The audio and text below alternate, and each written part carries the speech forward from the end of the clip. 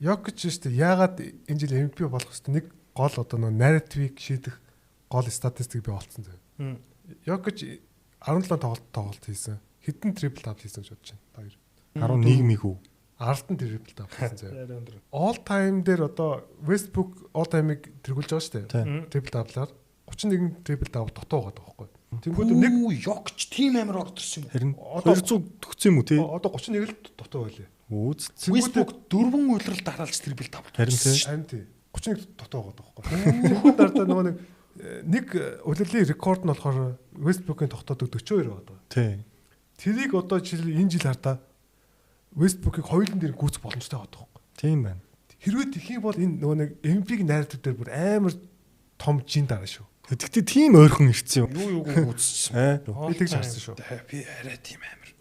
Тэгээд энэ зүгээр одоо тоор харж байгаа чи би нөгөө нэг Денвер ярьж. Хөр тийм шүү. Тийм үү? Тийм. Одоо Оскар Робертсныг 8 тоглолтын дараа гүйцэтгэж юм байна. 8 трипл даблын дараа юу? Тийм 8. За 8 тоглолттой20 гээ хийчих юм бол 2-оор тоцгоо гэж. Үнэхээр тэгвэл Westbrook-ийн 32 ярд ч.